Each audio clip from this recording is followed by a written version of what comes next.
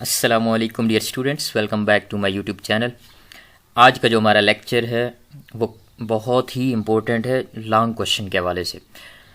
ज़्यादातर quantitative reasoning 2 का जो पेपर है उसमें काय स्क्वायर टेस्ट से रिलेटेड क्वेश्चन लाजमी पूछा जाता है और ये एक लॉन्ग क्वेश्चन होता है।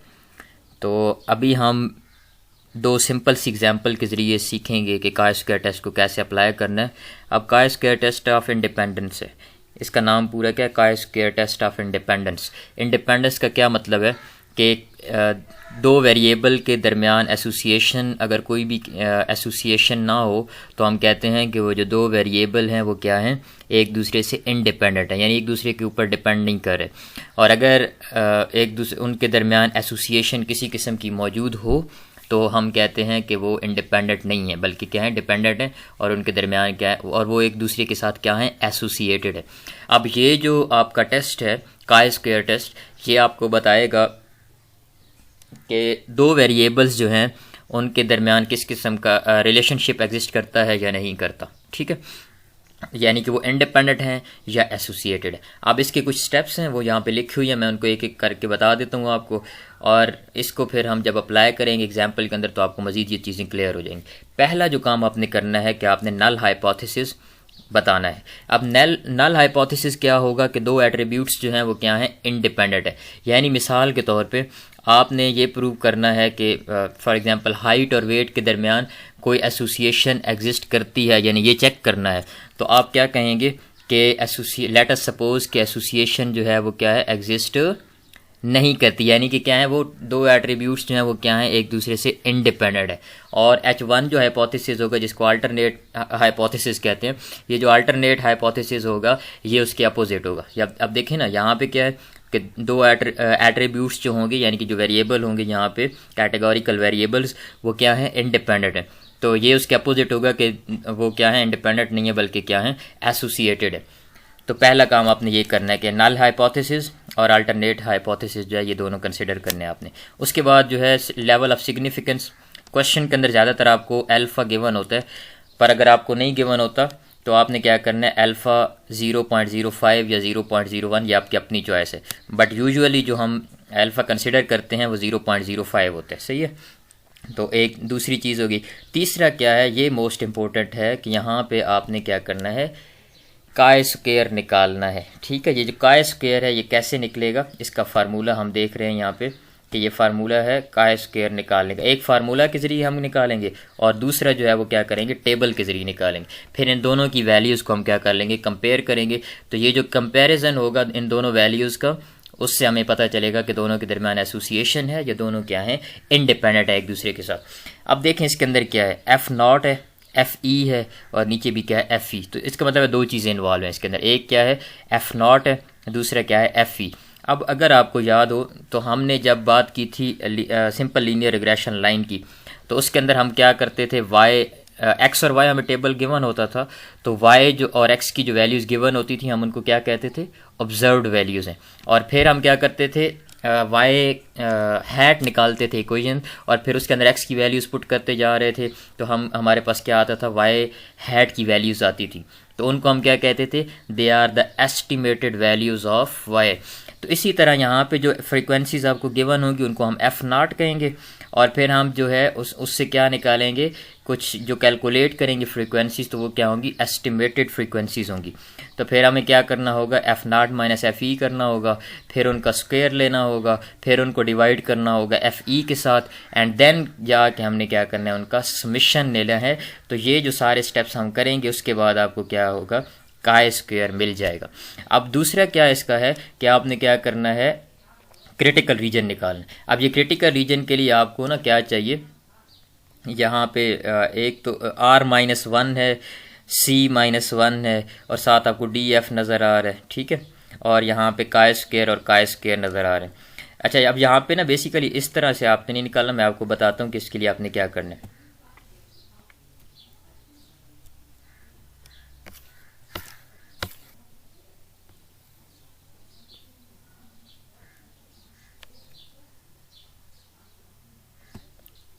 तो ये जो है ना, ये हमारे पास क्या है, डिग्री ऑफ फ्रीडम, ठीक है। डी एफ जो है हमारे पास क्या चीज़ है, degree of freedom. Degree of freedom पहले हम निकालेंगे, सबसे पहले degree of freedom. Degree of freedom क्या निकलेगा, r-1 और c-1 की मल्टीप्लिकेशन। अब ये r-1 और c-1 क्या चीज़ें हैं, मैं आपको आगे चल के बताऊंगा। अब यहाँ से जो वैल्यू निकलेगी ना, इनको मल्टीप्लाई करके, तो आपके पास एक वैल्यू निकलेगी। उस वैल्यू को यूज़ करते हुए हम क्या करेंगे, टेबल यूज़ करेंगे, और उस टेबल की मदद से हम क्या करेंगे, फिर निकाल लेंगे काई स्क्वायर। अब हमारे पास दो वैल्यूज़ आएंगी काई स्क्वायर की। एक हमारे पास काई स्क्वायर की ये वैल्यू आएगी, ठीक है, जो हमने क्या किया, कैलकुलेट की, और एक काई स्क्वायर की वैल्यू यहाँ से आएगी, जो हमारे पास क्या होगी, टेबल से निकलेगी। अब इन दोनों वैल्यूज़ को हम क्या करने वाले हैं, कंपेयर। अब जब हम इन दोनों को कंपेयर करेंगे तो आपको याद रखने के लिए, मैं आसानी के लिए बता रहा हूँ, आपने बात को गौर से सुनना है कि आपने क्या करना है, आपने इस तरह से समझना है कि जो आपकी टेबल वाली वैल्यूज़ हैं ना, वो आपकी क्या है, बाउंड्री है। ऐसा ही है जैसे आप मिसाल के तौर पे आपकी किसी के साथ दुश्मनी है, ठीक है, तो आप जो है ना, घर की बाउंड्री जो है वो आपके लिए सेफ़ है। तो आप जैसे ही घर से बाहर निकलेंगे तो चांस है कि आपकी लड़ाई हो जाएगी। तो क्या चीज़ है, वो जो आपकी बाउंड्री है घर की, वो क्या है आपके लिए, उससे बाहर आपने नहीं जाना। जब तक आप उसके अंदर रहेंगे, आपकी किसी के साथ एसोसिएशन नहीं है, ठीक है, किसी के साथ आपका मिलना जुलना नहीं है। जैसे ही आप घर से बाहर निकलेंगे तो आपकी लड़ाई हो सकती है, यानी आपका किसी से आमना सामना हो सकता है। तो इस वजह से इसी तरह इसको याद रखना है कि अब जो आपकी कैलकुलेटेड वैल्यू है ना, वो क्या है आपकी, उसको चेक करना है कि वो उस बाउंड्री के अंदर आ रही है या नहीं आ रही। अगर वो उस बाउंड्री के अंदर आ रही है, यानी बाउंड्री के अंदर आने का मतलब क्या है कि टेबल वाली वैल्यू से छोटी वैल्यू आ रही है, टेबल वाली वैल्यू से छोटी वैल्यू आ रही है, तो फिर हम क्या कहेंगे कि वो क्या है, उसकी किसी के साथ एसोसिएशन एग्जिस्ट नहीं करती। यानी दो वेरिएबल्स के दरमियान एसोसिएशन क्या है, एग्जिस्ट नहीं करती, बल्कि वो क्या है, इंडिपेंडेंट है। वो क्या है, एक दूसरे के साथ इंडिपेंडेंट है। और इस केस के अंदर हमारा जो नल हाइपोथेसिस होता है वो क्या होता है, ट्रू हो जाता है। तो उसको हम क्या कर लेते हैं, एक्सेप्ट कर लेते हैं। लेकिन अगर क्या हो कि कैलकुलेटेड वैल्यू जो काई स्क्वायर की है वो ग्रेटर हो जाए टेबल वैल्यू से, यानी बाउंड्री से बाहर चली जाए, तो फिर क्या होगा, कोई ना कोई एसोसिएशन, कोई ना कोई लड़ाई ज़रूर होगी। तो एसोसिएशन मौजूद होगी और वो इंडिपेंडेंट नहीं होंगी। तो फिर इस केस के अंदर हम क्या करते हैं, H0 जो हमारा नल हाइपोथेसिस है उसको क्या कर देते हैं, रिजेक्ट कर देते हैं, और H1 जो है उसको क्या कर लेते हैं, एक्सेप्ट कर लेते हैं। आई होप सो कि आपको ये चीज़ें क्लियर हो गई हो। मज़ीद हम आगे चल के एग्जाम्पल के अंदर इनको जब अप्लाई करेंगे तो आपको मज़ीद ये चीज़ें क्लियर हो जाएंगी। तो आपको जो क्वेश्चन गिवन होगा ना, जिस तरह से, पहले तो आपको वो देखने, आपको क्वेश्चन कुछ इस टाइप का गिवन होगा, सही है। इसके अंदर आप देखें उसने 5% लेवल ऑफ सिग्निफिकेंस दिया हुआ है, ठीक है। तो लेवल ऑफ सिग्निफिकेंस अगर गिवन हो तो बहुत अच्छी बात है, नहीं गिवन तो आपने 0.05 कंसिडर कर ले। 0.01 भी ले सकते हैं, बट ज़्यादा ये बेहतर है कि आप क्या करें, 0.05 ले लें, सही है। तो यहाँ पे आप जो लेवल ऑफ सिग्निफिकेंस आपको गिवन है 5%, यानी 5 डिवाइडेड बाई 100, तो 5 डिवाइडेड बाई 100 करेंगे तो क्या आ जाएगा, 0.05। तो अल्फ़ा की वैल्यू यहाँ पे क्या है, अल्फ़ा की वैल्यू हमारे पास है 0.05। अब वो क्या कह रहा है कि test whether there is any association between wearing glasses and educational level using 5% level of significance.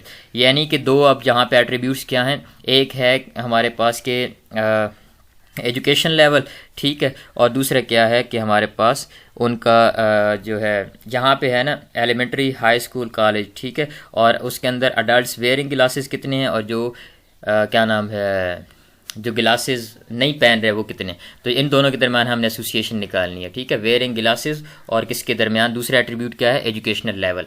तो एजुकेशनल लेवल हमारे पास कितने गिवन है, एलिमेंट्री, हाई स्कूल और कॉलेज लेवल। और यहाँ पे क्या है हमारे पास कि those who are wearing glasses and those who are not wearing glasses. तो ये हमारे पास आज टेबल गिवन है।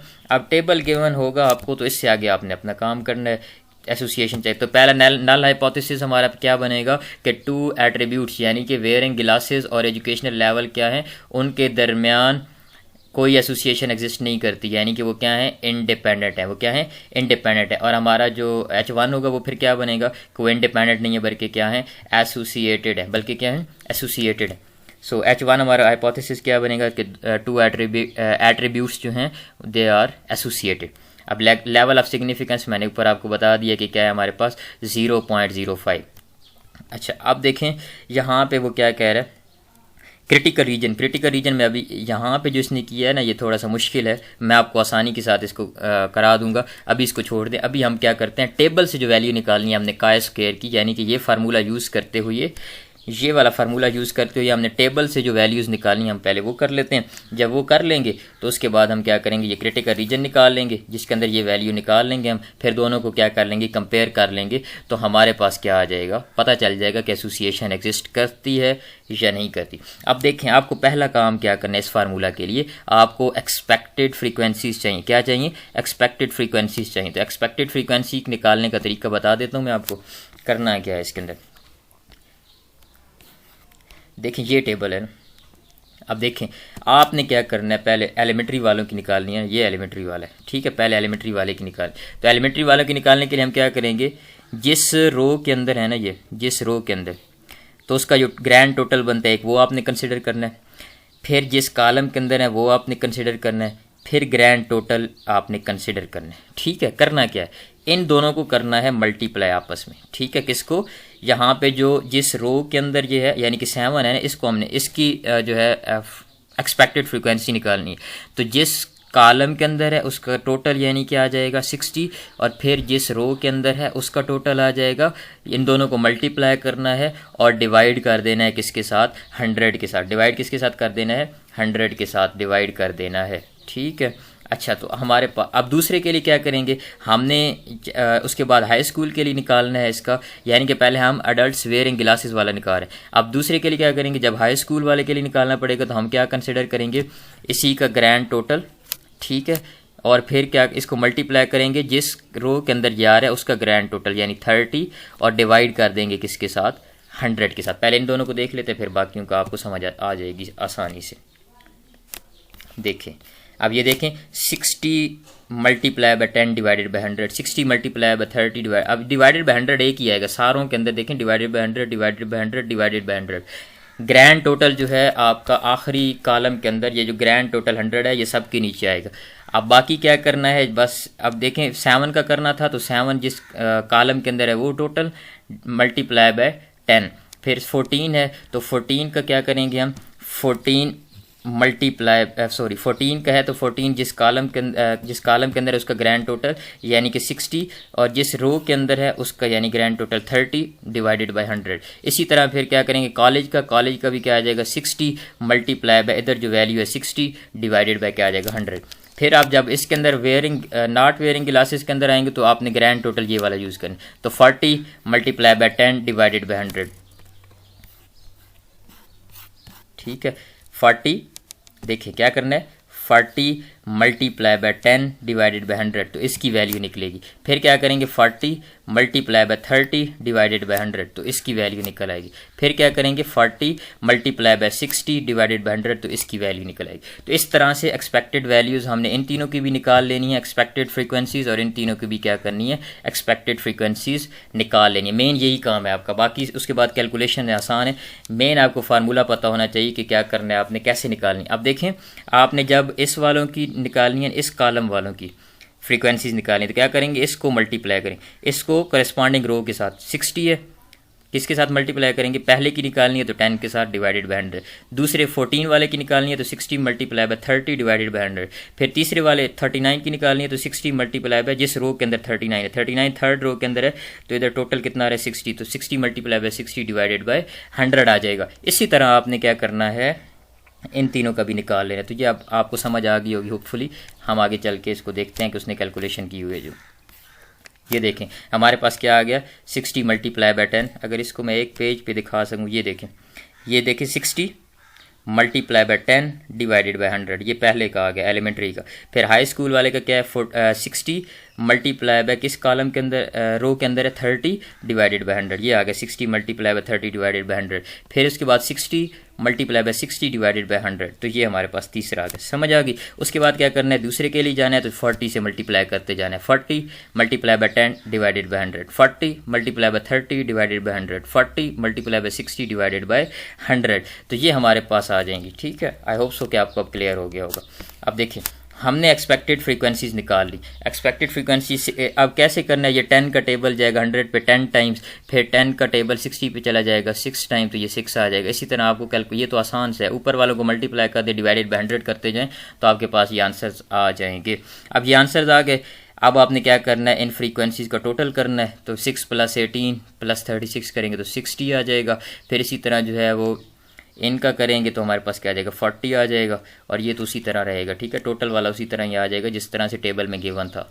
तो इसमें कोई तो हमने क्या किया, 3 एक्सपेक्टेड वैल्यूज़ निकालनी जो कि गिलास वेयर कर रहे थे और ग्लासेस वेयर कर रहे थे, और जो ग्लासेस वेयर नहीं कर रहे थे उनकी भी क्या कर ली हमने, एक्सपेक्टेड फ्रीक्वेंसीज़ निकाली। अब जब नेक्स्ट टेबल बनाएंगे हम तो उसके अंदर क्या करेंगे, पहले ये वाली 3 लिखेंगे और उसके नीचे क्या करेंगे, ये वाली तीनों लिख लेंगे। ये देखें, ऑब्जर्व्ड वैल्यूज़ हमने पहले लिखी। ऑब्जर्व्ड वैल्यूज़ क्या, आप देखें मैं आपको बता देता हूँ। ऑब्जर्व्ड वैल्यूज़ जो हैं जो गिवन होगी, ये देखें पहले क्या थी, 7, 14 और 39। तो ये हमने लिखी 7, 14 और 39। उसके बाद क्या है, 3, 16 और 21। ये कौन सी हैं, जो अगले जो वेयरिंग नॉट वेयरिंग ग्लासेस वाले, 3, 16 और 21। इसी तरह हमने एक्सपेक्टेड के लिए भी यही काम करना है कि एक्सपेक्टेड जो हमने निकाली हैं उनको भी उसी तरह लिखना है। ये देखें पहले हम क्या करेंगे, 6, 18 और 36 लिख लेंगे, 6, 18 और 36। उसके बाद क्या करेंगे, 4, 12 और 24 लिख लेंगे, 4, 12 और 24 लिख लेंगे। तो इस तरह से आपने अब इन लिस्ट कर दिया किस किस को, ऑब्जर्व्ड फ्रीक्वेंसीज़ को, और जो हमने क्या नाम है एस्टिमेट की, कैलकुलेट की फ्रीक्वेंसीज़, उनको हमने इनलिस्ट कर दिया। यानी कि पहले कॉलम वाली हमने लिखी तीनों, फिर हमने दूसरे कॉलम वाली तीनों लिख ली, और इसी तरह यहाँ पे भी लिख ली। अब आपने जो मेन फार्मूला था वो आपने याद करना है, वो ये वाला फार्मूला है, F0 - FE whole square divided by FE, और फिर एंड पे क्या करना है, उसका समेशन कर लेना। अब देखें पहला क्या चाहिए आपको, इसका स्क्वायर चाहिए ना, तो स्क्वायर से पहले तो ये चीज़ आपके पास है ही नहीं, F0 - FE, तो आपने F0 - FE कर लेना। F0 - FE का क्या मतलब है, आपने ये माइनस करते जाने हैं, माइनस करते जाने सारों को माइनस कर देने। 7 - 6 1 आ जाएगा, 14 - 18 क्या आ जाएगा, -4, 39 - 36 क्या आ जाएगा, 3। इसी तरह जो है 3 - 4 -1, और तो ये सारे इस तरह कैलकुलेट हो जाएंगे। अब क्या करना है, नेक्स्ट कॉलम के अंदर इनका स्क्वायर ले लेना है। 1 का स्क्वायर क्या आ जाएगा, 1, -4 का स्क्वायर क्या आ जाएगा, 16, 3 का स्क्वायर क्या आ जाएगा, 9, -1 का स्क्वायर 1, 4 का स्क्वायर 16, और -3 का स्क्वायर क्या है वो क्या आ जाएगा, 9 आ जाएगा। अब उसके बाद क्या करना है, इन सब को डिवाइड कर देना है किसके साथ, FE के साथ। क्या करना है, FE के साथ करस्पॉन्डिंग जो वैल्यू, तो यहाँ पे 6 है तो 1 डिवाइड होगा किसके साथ, 6 के साथ, तो ये आंसर आएगा। फिर यहाँ पे 18 है तो क्या होगा, 16 डिवाइडेड बाई 18 करेंगे तो ये आंसर आ जाएगा। फिर यहाँ पे 36 है तो 9 को डिवाइड करेंगे 36 के साथ, तो ये आंसर आएगा। इसी तरह 4 से डिवाइड करेंगे 1 को तो ये आंसर आएगा, और 12 से डिवाइड करेंगे 16 को तो आपके पास ये आंसर आएगा, और 9 को डिवाइड करेंगे 24 के साथ तो ये आंसर आ जाएगा। तो ये सारी वैल्यूज़ आपके पास आ जाएंगी। अब जो काय स्क्वायर का फार्मूला था हमारे पास वो क्या था, कि इन सारों का समेशन है, यानी कि यहाँ पे क्या था बेसिकली समेशन, और ये साथ ये चीज़ें आ रही थी, ठीक है, समेशन ऑफ F0 - FE का स्क्वायर डिवाइडेड बाय FE, ये फार्मूला था आप शुरू में जो हमने सीखा है। तो मतलब क्या हुआ कि इन सारों को प्लस कर देना, सारों को क्या करना है, ऐड अप कर लेना, सिंपल ऐड अप। तो ये जब ऐड होंगे तो आंसर आ जाएगा chi square is equal to 3.2639। अब देखें ये काम आपने कर लिया, एक काम आधा आपने काम कर लिया, आधा काम रहता है, बल्कि आधे से भी थोड़ा रहता है। देखें काय स्क्वायर हमने कैलकुलेट कर लिया, एक कैलकुलेटेड वैल्यू होगी, कंपेयर किसके साथ करना है, टेबुलर वैल्यू के साथ, कि उस टेबुलर वैल्यू के अंदर वो फिट हो रही है, उसके अंदर आ रही है, उसकी बाउंड्री से बाहर जा रही है। अगर उसकी बाउंड्री के अंदर रहेगी यानी उससे कम वैल्यू होगी, ये जो हमने कैलकुलेट की है टेबल वाली वैल्यू से कम होगी, तो हम क्या कहेंगे कि इन दोनों के दरमियान एसोसिएशन एग्जिस्ट नहीं करती, बल्कि ये इंडिपेंडेंट है। और अगर इससे ग्रेटर हो, ये उससे ग्रेटर हो जाएगी टेबल वाली वैल्यू से, तो हम कहेंगे कि कोई एसोसिएशन एग्जिस्ट नहीं करती, बल्कि क्या है दोनों उनके दरमियान क्या एसोसिएशन एग्जिस्ट करती है, इंडिपेंडेंट वो नहीं रहेंगे। तो हमें अब टेबल की वैल्यू देखनी है, तो पहले हम सबसे पहले क्या करते हैं, डिग्री ऑफ फ्रीडम हम कैलकुलेट करते हैं, ठीक है। डिग्री ऑफ फ्रीडम के लिए आपने क्या करना है, डिग्री ऑफ फ्रीडम का जो फार्मूला है, डिग्री ऑफ फ्रीडम हमारे पास होती है R-1 और C-1। R क्या होगा और C क्या होगा, R stands for row and C stands for column. जितनी आपको रोज़ गिवन है उनमें से एक कम कर देनी है, और जितने आपको कॉलम गिवन है उनमें से भी क्या करना है, आपने एक कम कर देना है। तो जो आंसर आएगा मल्टीप्लाई करेंगे तो डिग्री ऑफ फ्रीडम निकल आएगी। अब देखते हैं यहाँ पे कि रोज़ कितनी गिवन है, कितनी रोज़ गिवन है जी। पहली रो ये है, दूसरी रो देखें,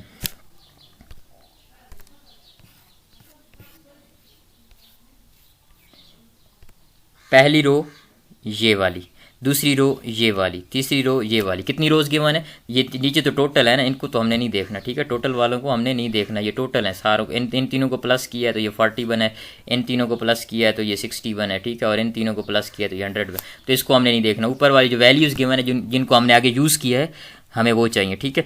तो कितनी रोज़ गिवन है जी? 3, तो हमारे पास क्या आ जाएगा? 3 - 1, यानी कि 3 में से एक कम हो जाएगा। फिर इसी तरह कॉलम कितने? एक कॉलम ये है और एक कॉलम ये है। टोटल वाले कॉलम को हमने नहीं देखना, टोटल वाले कॉलम को हमने नहीं देखना, क्योंकि इसके अंदर क्या हो रहा है? इन दोनों को ऐड कर रहे हैं, इन दोनों को ऐड कर रहे हैं, इन दोनों को ऐड कर रहे हैं, इन दोनों को ऐड करके ये 100 बना रहे हैं, ठीक है। तो इसको हमने नहीं देखना, इसको भी हमने नहीं देखना, पहले वाले को भी नहीं देखना, ठीक है। तो कॉलम आ जाएगा एक ये वाला और एक ये वाला, 2 कॉलम है, तो क्या आ जाएगा? 2 - 1, क्या आ जाएगा? 2 - 1। तो यहाँ से हमारे पास क्या बन गया? 3 - 1 बन गया 2, और इसको मल्टीप्लाई करेंगे 1 के साथ, तो आंसर आ गया हमारे पास 2। अब ये जो डिग्री ऑफ फ्रीडम है ना, डिग्री ऑफ फ्रीडम, इसको हमने यूज़ करना है और लेवल ऑफ सिग्निफिकेंस को यूज़ करना है, टेबल को यूज़ करना है, तो आपके पास वैल्यू आ जाएगी। देखें क्या है? 2, और लेवल ऑफ सिग्निफिकेंस कितना है? अल्फ़ा। इसके लिए आपने एक चीज़ याद रखनी है कि आपने जो है ये टेबल प्रिंट करके साथ लेके जाना है। इसको आपकी बुक के ऊपर जो टेबल बना हुआ है वो गलत है, तो आपने क्या करना है? गूगल के ऊपर सर्च करना है percentage points of chi square distribution, तो आपको ये वाला टेबल इजीली मिल जाएगा, ठीक है। अब इसको यूज़ कैसे करना है वो मैं आपको बता देता हूँ।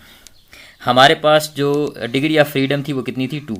डिग्री ऑफ फ्रीडम कितनी है? 2, ये वाली 2, ठीक है। और लेवल ऑफ सिग्निफिकेंस कितना था? 0.05। तो 2 वाली रो के अंदर चलते जाना है, चलते जाना है, कहाँ तक जाना है? जहाँ पे आपको ऊपर 0.05 नज़र आए। ये 0.05 नज़र आ गया, 0.05, और रो कौन सी थी? 2 वाली, तो हमारे पास आंसर क्या आया?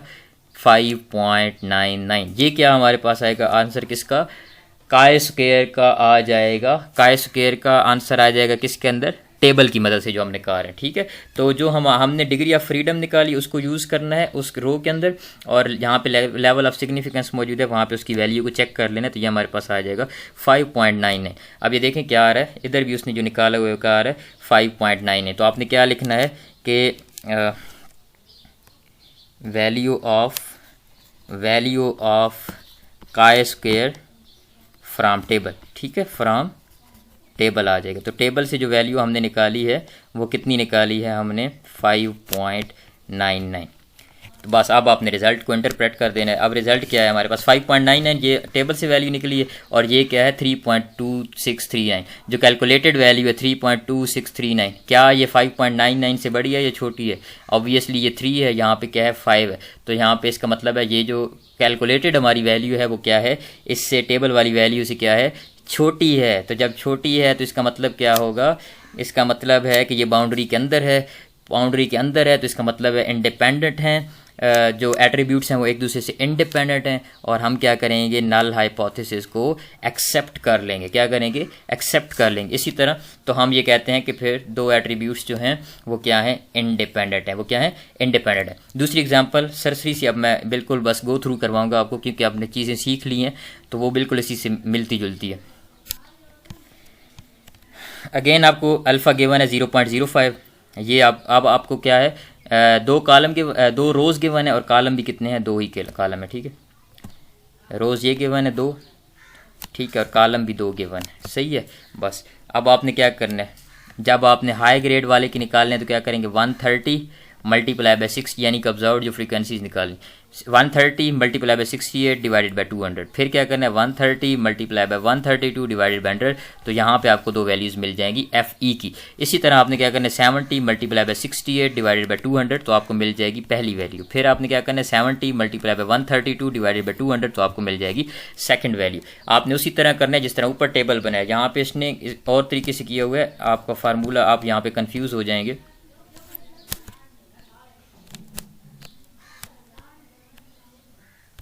अब बाकी आपको वही चीज़ें हैं कि 2 एट्रीब्यूट्स जो हैं वो यहाँ पे क्या हैं? इंडिपेंडेंट एच नॉट लेने हैं, और यहाँ पे क्या करना है? कि एसोसिएटेड अल्फ़ा उसी तरह गिवन है, और काय स्क्वायर भी यहाँ पे हमने कैसे निकालना है वो वही चीज़ है। तो यहाँ पे हमारे पास क्या है? देखें, इसने जो एक्सपेक्टेड फ्रीक्वेंसीज निकाली हैं वो और तरीके से निकाली हैं, तो आपने वही ये बिल्कुल काम वही किया हुआ है इसने, ठीक है। देखिए 130 को 68 से मल्टीप्लाई किया हुआ है डिवाइडेड बाय 200। 130 मल्टीप्लाई बाय 68, ये देखिए 130 मल्टीप्लाई बाय 68 डिवाइडेड बाय 200, फिर क्या करेगा 130 मल्टीप्लाई बाय 132 डिवाइडेड बाय 200, ये आ जाएगा। इसी तरह बाकी दोनों भी आपने निकाल लेनी है। अब ये आ जाएंगे तो आपने क्या करना है, ये आपने टेबल उसी तरह बना लिया, ठीक है। क्या किया, पहले आपने जो गिवन आपको थी यानी कि 48, 82, फिर क्या लिखना है 20 और 50 लिखना है, 20 और 50। इसके बाद क्या करेंगे 44.2, फिर 85.8, फिर 23.8 और फिर 46.2 आ जाएगा। फिर उसी तरह करना है F not minus F E, उसी तरह फिर स्क्वायर ले लेना है, फिर आपने एफ ई से डिवाइड कर देना है, फिर इनको सम कर लेना है, सारों को ऐड कर लेना है, तो आपके पास आ जाएगी chi square is equal to 1.4143। तो ये तो आपको कैलकुलेट करना आ गया। अब दूसरा क्या करना है, उसी तरह क्रिटिकल रीजन निकालना है। क्रिटिकल रीजन के लिए आपने क्या करना है, डिग्री ऑफ फ्रीडम निकालनी। डिग्री ऑफ फ्रीडम क्या आएगी यहाँ पे, डिग्री ऑफ फ्रीडम आपके पास आ जाएगी R-1 और C-1। जैसे मैंने आपको पहले बताया कि यहाँ पे क्या है, 2 ही रोज़ हैं और कितने कॉलम हैं, कॉलम भी 2 हैं, तो 2 - 1 इंटू 2 - 1, तो 1 मल्टीप्लाई बाय 1, आंसर क्या आएगा 1। डिग्री ऑफ फ्रीडम 1 है, लेवल ऑफ सिग्निफिकेंस क्या है 0.05, तो 1 की रो के अंदर 0.05 को हमने चेक करना है, तो 1 की रो के अंदर 0.05 ये हमारे पास आ गया 0.05 पहली रो के अंदर, तो ये आ गया 3.84। क्या आ गया 3.84, तो ये 3.84 हमारे पास वैल्यू आ गई किसकी, टेबल से जो हमने कैलकुलेट की है, ठीक है। टेबल से जो कैलकुलेट किया 3.841, ये हमारे पास वैल्यू आ गई। अब कैलकुलेटेड वैल्यू क्या है 1.4 और यहाँ पे क्या है 3.8, तो ये जो वैल्यू है ये इससे छोटी है। अगेन ये बाउंड्री के अंदर आ रही है, तो इसका मतलब अगेन क्या है, हमारे पास इंडिपेंडेंट है ये एक दूसरे से, क्या है एक दूसरे के साथ ये इंडिपेंडेंट है, कोई एसोसिएशन एग्जिस्ट नहीं करती। तो इसका मतलब है हम नल हाइपोथेसिस को एक्सेप्ट करेंगे और जो H1 होगा अल्टरनेट हाइपोथेसिस उसको क्या करेंगे, रिजेक्ट करेंगे। तो ये हमने 2 एग्जाम्पल किए हैं, इनके ज़रिए हमने समझा कि क्या क्या हमने करना है काय स्क्वायर टेस्ट के लिए। बहुत ही आसान है, आपने क्या करना है, पहला काम क्या करना है, FE निकालना है। FE निकालने के लिए क्या करना है आपको वो समझा दिया है। उसके बाद आपने क्या करना है, फिर दूसरा टेबल बनाना है, उस टेबल के अंदर आपने क्या करना है, F0 और FE दोनों को इनलिस्ट करना है, F0 और FE को इनलिस्ट कर देना है, फिर F0 माइनस FE, फिर उसका स्क्वायर, फिर आपने FE से डिवाइड करते जाना है, फिर आपने सम निकाल लेना है, तो ये आपके पास काय स्क्वायर आ जाएगा। एक काय स्क्वायर आपने ये कैलकुलेट कर लिया किससे, टेबल से, दूसरा कैलकुलेट खुद कर लिया, और दूसरा क्या है आपने टेबल से निकालना है। उसके लिए आपको क्या चाहिए, degree of freedom. Degree of freedom क्या होगी, जितनी रोज़ गिवन है और जितनी कॉलम्स गिवन है उनमें से एक एक minus, row -1 and column -1 multiply करेंगे, आंसर आएगा। उसको फिर आपने क्या करना है, लेवल ऑफ सिग्निफिकेंस से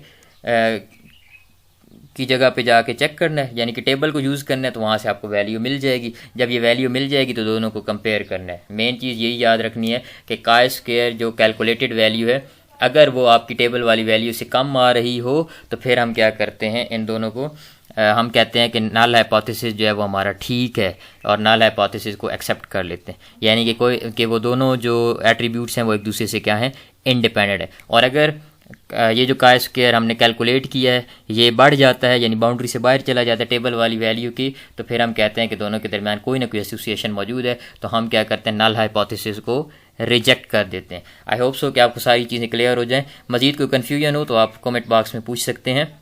आज के लिए बस इतना ही, अपना ख्याल रखिए, दुआ में याद रखिए, अल्लाह हाफिज़।